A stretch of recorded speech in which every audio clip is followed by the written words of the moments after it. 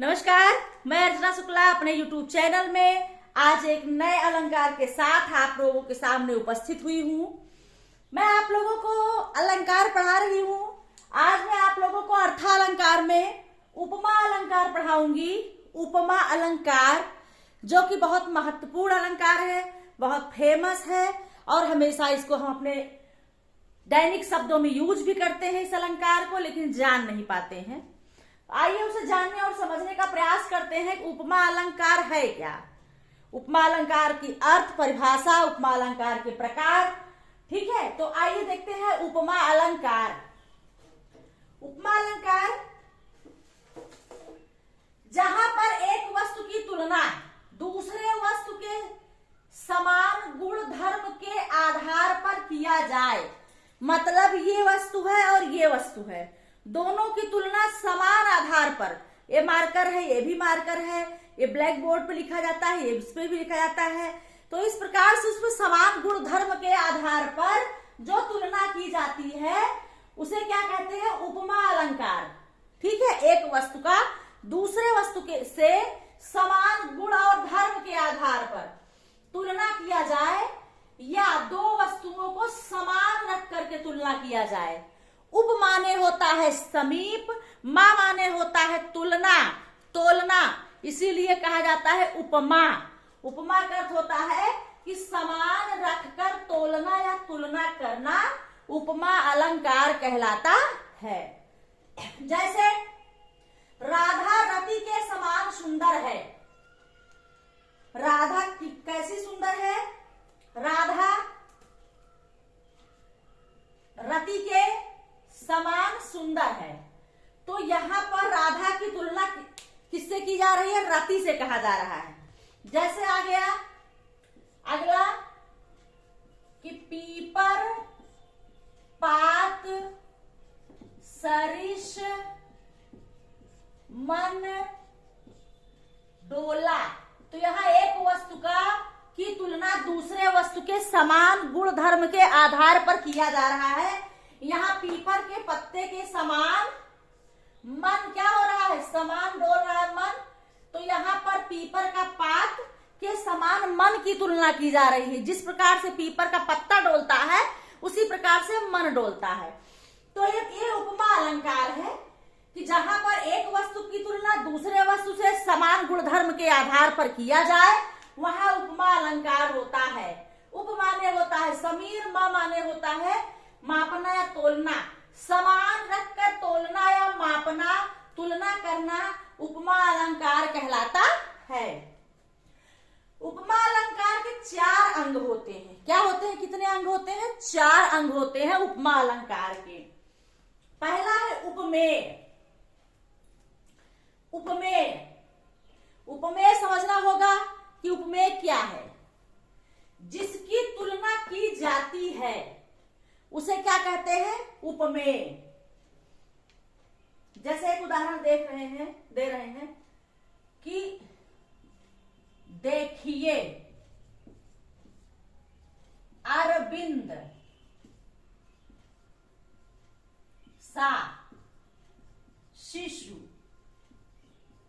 वृंद कैसा सो रहे। तो यहां पर उपमेय कहता है कि जिसकी तुलना की जाती है उसे क्या कहते हैं? उपमेय। तो यहां पर तुलना किसकी की जा रही है? यहां पर शिशुवृंद की तुलना की जा रही है। तो ये हो जाएंगे उपमेय। जैसे यहाँ पर राधा रति के समान सुंदर है तो राधा यहाँ उपमेय हो जाएगी। जिसकी तुलना की जाती है उसे उपमेय कहते हैं। उपमान किसे कहते हैं? जिस वस्तु से तुलना की जाती है या जिससे तुलना की जाती है उसे उपमान कहते हैं। जैसे राधा किसके समान सुंदर है? तो रति के, तो रति यहाँ पर उपमान हो गया। यहाँ शिशुवृंद कैसे सो रहा है? किसके समान? अरविंद के समान। तो ये हो गए उपमान। ठीक है, अब आ गया साधारण धर्म। जिस धर्म के आधार को लेकर के तुलना की जाती है उसे क्या कहते हैं? साधारण धर्म। सुंदर है, अच्छा है, बुरा है, इस प्रकार से जो तुलनात्मक शब्द होते हैं वो साधारण धर्म कहलाते हैं। जैसे राधा क्या है? राधा यहाँ पर उपमेय है, रति उपमान है जिससे तुलना की जाए। यहाँ सुंदर साधारण धर्म है। सुंदर धर्म के आधार पर रति और राधा की तुलना की गई है। यहाँ सोना, यहाँ सो रहे जो होते हैं, ये सो रहे, सोना जो है ये साधारण धर्म हो जाएगा। ठीक है, साधारण धर्म। तो यहाँ पर जिस गुण को लेकर के तुलना की जाती है वही गुण साधारण धर्म कहलाता है। अगला आता है अंग में चौथा अंग है वाचक। उपमा अलंकार के 4 अंगों में पहला उपमेय है, दूसरा उपमान है, तीसरा साधारण धर्म है, चौथा है वाचक। यह तुलना प्रकट करने वाले शब्द होते हैं, मतलब जिन शब्दों को लेकर के हम तुलनात्मक जो अध्ययन करते हैं, तुलना करते हैं, वो शब्द क्या कहलाते हैं? वाचक। जैसे रति के समान, तो यहाँ समान क्या है? वाचक है। यहाँ सा क्या है? वाचक है।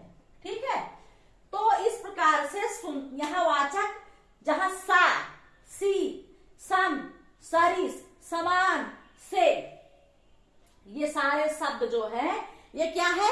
ये वाचक है, जो तुलना प्रकट करने वाले शब्द हैं। सा, सी, से, सम, सरिस, समान आदि। अब उपमा अलंकार के भेद देखिए। उपमा अलंकार के 2 भेद होते हैं। कितने भेद होते हैं? 2 भेद होते हैं।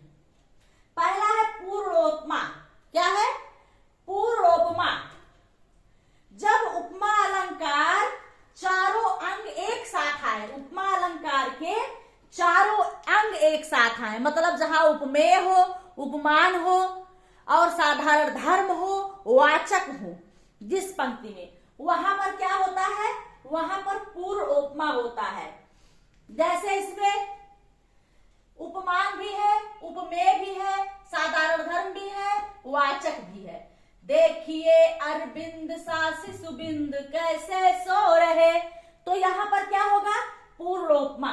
जैसे मोम सा तन घुल चुका, अब दीप सा मन जल चुका। यहाँ मोम के समान, मोम की तुलना तन से किया गया है, तन की तुलना मोम से किया गया है। साधारण धर्म वाचक है, तन उपमेय है, मोम उपमान है, घुलना साधारण धर्म है। इसी प्रकार से दीप उपमान है, ठीक, मन उपमेय है, जलना क्या? साधारण धर्म है, सा जो है वाचक है। तो यहाँ पर चारों हैं, उपमेय भी है, उपमान भी है, साधारण धर्म भी है, वाचक भी है।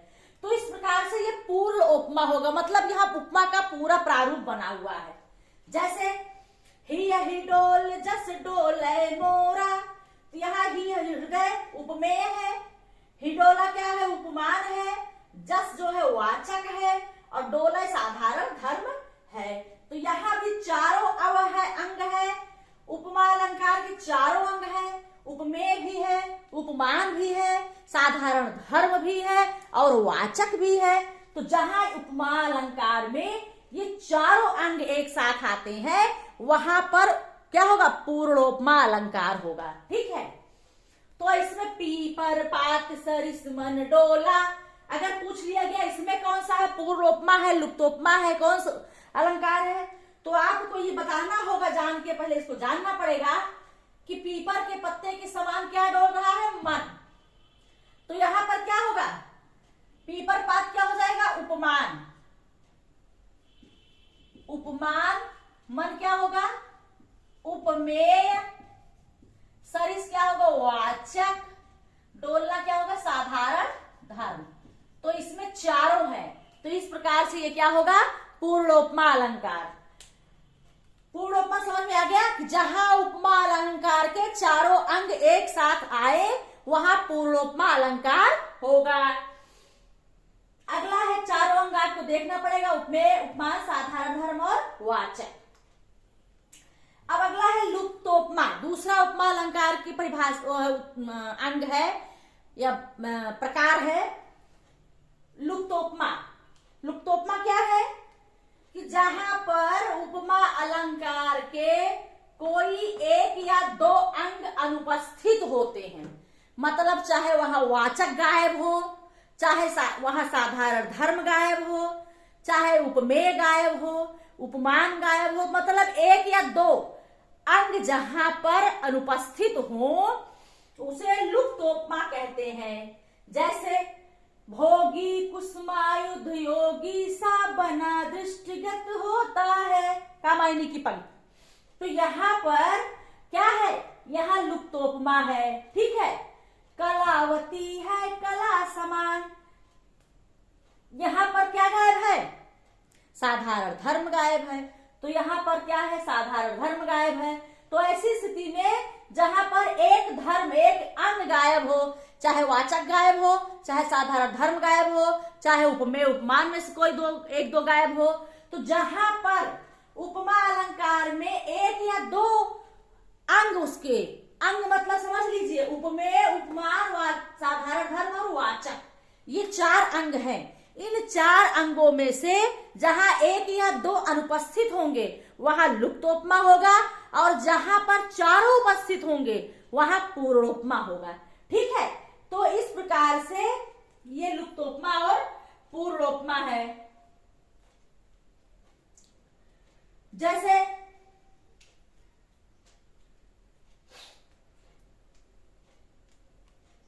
एक उदाहरण एक है, कल्प कल्प लता सी आती सय कोमल। यहां क्या गायब है, सब है, गायब है कोई। तो यहां आप जान लीजिए क्या गायब है, यहां पर उपमेय गायब है। उपमेय क्या है, गायब है। यहां कल्पलता उपमान, साधारण वाचक, अतिशय कोमल साधारण धर्म। तो इस प्रकार से एक उपमेय गायब है। तो जहां एक गायब रहेगा, एक अंग या दो अंग, वहां पर लुप्तोपमा होगा। जहां पर चारों होंगे, पीपर पात सरिस मंडोला, देखिए अरविंद साथ शिशुबंद कैसे सो रहे, या ही हिडोल जस्ट डोले मोरा, इस प्रकार से जहां इस प्रकार के वर्ड होंगे कि जहां पर चारों अंग उपमा अलंकार के मौजूद होंगे वहां पूर्ण उपमा होगा। तो आज की कक्षा में उपमा अलंकार की अर्थ, परिभाषा, अंग और प्रकार मैंने आपको बताया। उपमा अलंकार आपका कंप्लीट हो गया, बड़ा था। मैंने पूरा प्रयास किया कि आपको एक ही कक्षा में उपमा अलंकार बता दिया जाए। चूंकि अलग अलग कक्षा में देने में आपको कंफ्यूजन होता, मुझे पढ़ाने में भी दिक्कत होती कि कहाँ समझाएं, कैसे, कहाँ से खत्म हुआ था, कहाँ शुरू करें। तो आज की कक्षा में उपमा अलंकार के साथ मैं आप लोगों के साथ यहाँ मौजूद थी। अगली कक्षा में फिर अगले अलंकार के साथ मैं आपसे मिलूंगी। आप लोगों से निवेदन है कि मेरे कक्षा से जुड़े रहे, लोगों को जोड़े और चैनल को आगे बढ़ाने का प्रयास करें। धन्यवाद।